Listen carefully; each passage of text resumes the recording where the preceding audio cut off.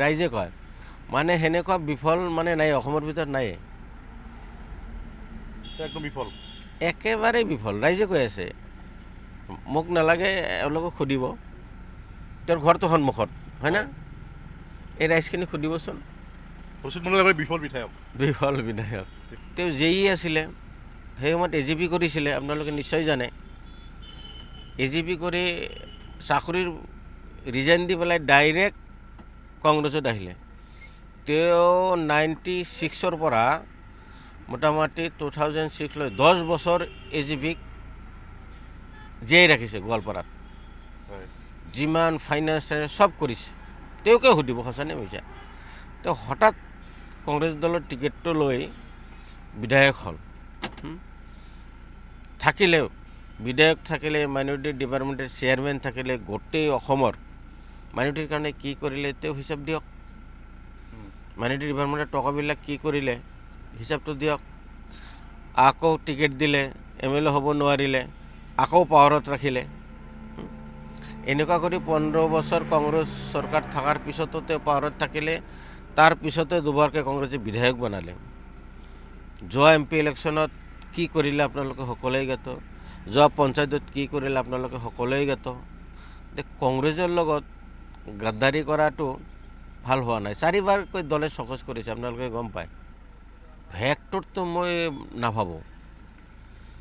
মই যিখিনি আছে, যিকেইটা কেণ্ডিডেট হ'ব, AGP কওক, UDF কওক বা মই নিজে, তেওঁ ৰাইজৰ দলৰ, এতিয়া মই ক'ব নালাগে, অহংকাৰো কৰিব নালাগে, কিন্তু যিকেইজন কেণ্ডিডেট থাকিব সবচে দুৰ্বল কেণ্ডিডেট তেওঁ, আৰু সবচে কম ভোট তেওঁই পাব। ৰচিদ মণ্ডল একদম দুৰ্বল কেণ্ডিডেট, একেবাৰে দুৰ্বল কেণ্ডিডেট। সংখ্যালঘুৰ ভোট কেনেকৈ আদায় কৰিব পাব, তেওঁ পাবনে সংখ্যালঘু? কেনেকৈ গাদ্দাৰী কৰিল নহয় সংখ্যালঘু, ফেক্টৰ নহয়। কিমান ভোট পাব কওকচোন? 7,000, 7,000 ভোট, 9,000 পাব, আৰু হাইষ্ট 9,000, 9,000 তাৰ বেছি নাপায় ভোট। ক'ত পাব, কিয় পাব, নাপায়। মই কি সবচে কম ভোট পাব ৰচিদ মণ্ডল। ৰাইজৰ দলে। যোৱাবাৰো আপোনালোকে চাওক, আমিনুল হয় না, ৰাইজৰ দলৰ কেণ্ডিডেট আছিল। বদৰুদ্দিন আজমল ছাপোৰ্ট কৰিছিল UDF। আমাৰ লগত যদিও এলায়েন্স আছিল, বদৰুদ্দিন আজমল মোৰ সমষ্টিত কেম্পিং কৰিব আহিছিল নেকি? অহা নাছিল। হেলিকপ্টাৰৰ খৰচো মই দিব খুজিছিলোঁ, অহা নাছিল। UDF ৰাইজৰ দল মিলি আমিনুল ইছলামক কেণ্ডিডেট কৰাইছিল ভিতৰে ভিতৰে। কিমান ভোট পাইছে? 4,000 কিমান। ৰাইজ সচেতন, একদম সচেতন। কিন্তু অখিল গগৈয়ে ঠগিলে কংগ্ৰেছক, অখিল গগৈয়ে ৰচিদ মণ্ডলক লৈ গ'ল। এইটোৱে মই কোৱা নাই, আমাৰ সভাপতি কালিৰ পৰা কৈ আছে, একচুৱেলি কৰিব নালাগিছিল। কংগ্ৰেছৰ দলৰ লগত তেওঁ যদি সঁচাকৈ কংগ্ৰেছৰ লগত আন্তৰিকতা আছে, মিলিব খুজিছে, একচুৱেলি মিলাই ল'ব লাগিছিল। যে কংগ্ৰেছৰ লগত বেয়া কোনবিলাক, সিহঁতক আমি ল'ব নালাগে, সেইটো ল'ব নালাগিছিল। বাকী অখিল গগৈ বাকী কথাবিলাক হাইকমাণ্ডে চিন্তা কৰিব, এইবিলাক মই মন্তব্য। আপুনি সকলোতকৈ এজন বিফল বিধায়ক বুলি তেওঁক আপোনাক অভিহিত কৰিছে। হয়, বিফল মই এইপিনে তেখেতে হোটেল বনাইছে, ইটাৰ ইণ্ডাষ্ট্ৰী বনাইছে, বহুত ঠিকা ঠুকলি কৰাৰ অভিজ্ঞতা লৈছে।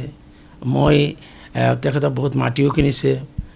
মই কিন্তু এই 20 বছৰ ৰাজনৈতিক জীৱনত মই গুৱাহাটীৰ 2টাকৈ ঘৰ বাৰী বিক্ৰী কৰিছোঁ, সমষ্টিৰ 100 বিঘা মাটি বিক্ৰী কৰিছোঁ, 1 বিঘা মাটি কিনিব পৰা নাই।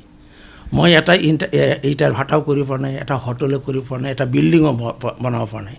গতিকে মই এইপিনেদি অৱশ্যে বিফল। মই তেখেতৰ নিচিনাকৈ কোটি কোটি টকাৰ মালিক হ'ব পৰা নাই। যি আছিল ৰাজনীতিত অহাৰ আগত, যি টকা পইচা আছিল, সেইখিনি সকলোৱে শেষ কৰিছোঁ। অৰ্থাৎ এইপিনেদি ধন গঠাত মই ব্যৰ্থ। কংগ্ৰেছৰ সভাপতি নোহোৱাকৈ এজন বিধায়কে গোটেই গোৱালপাৰা জিলাৰ কংগ্ৰেছ পাৰ্টিটো তেওঁৰ চোতালত আনিব পাৰিছে। মই 8 বছৰ সভাপতি থাকিও কংগ্ৰেছ পাৰ্টিটো কংগ্ৰেছ অফিচত আছিল, ৰাইজৰ মাজত আছিল। এইপিনেদি মই বিফল বিধায়ক। বাকী ৰাইজৰ কাম কাজৰ ক্ষেত্ৰত সেইটো মই যি সমষ্টিৰ বিধায়ক আছিলোঁ, সেই চাৰ্টিফিকেটটো সেই সমষ্টিৰ ৰাইজে দিব। তেখেতে সেই চাৰ্টিফিকেটটো দিব নোৱাৰে, কাৰণ তেখেতে 2016 চনত সেই বিধায়ক হৈছে, আৰু মই 2006 চনৰ পৰা বিধায়ক হৈ আছোঁ। কৰক, 126টাতো কৰক না, আমি সাজু আছোঁ। মই অখিল গগৈ ডাঙৰীয়াক ক'ম, কংগ্ৰেছে দিয়ক যে গোটেই অসমত ফ্ৰেণ্ডলি হ'ব লাগে, হওক 126টাতো হওক। কংগ্ৰেছে 100টাত খেলিব 100টাতে ফ্ৰেণ্ডলি হৈ যাওক 100টাতে আমি ৰাইজৰ দলে যাম মই অখিল গগৈ ডাঙৰীয়াক সেই ৰিকুৱেষ্ট কৰিম কাৰণ গৌৰৱ গগৈ ডাঙৰীয়া গোৱালপাৰা পূব সমষ্টিত আহি ৰাইজৰ কাষত নাথাকে সদায় সোনিয়া গান্ধী ৰাহুল গান্ধী প্ৰিয়ংকা গান্ধী ৰাইজৰ ওচৰত নাথাকে পূব গোৱালপাৰাত নাথাকে ৰাইজৰ ওচৰত থাকিব তেওঁলোকৰ ডাইৰেক্টলি যাক ভোট দিছে MLA আৰু MP কিমানখিনি ভাল পাই আছে গোটেই ধুবুৰী লোকসভাত ঘূৰি খবৰ লৈ লওক আৰু বিধায়কজনৰ প্ৰতি মানুহৰ কিমানখিনি বিশ্বাস আস্থা আছে ৰাইজেই ক'ব এইটো মই কোৱাৰ কোনো প্ৰয়োজন নাই আৰু নিশ্চিতভাৱে তেওঁ ইমানখিনি পপুলাৰ হৈ থাকিলে মই নিৰ্বাচন খেলাৰ সাহসেই নকৰিলোহেঁতেন মই সাহস কেনেকৈ পাইছোঁ নিশ্চয় সুৰুঙা আছে মই কিয় এই সাহসটো কেনেকৈ আহিল যে ৰাইজৰ পৰা সঁহাৰি পাইছোঁ কাৰণে সাহস হৈছে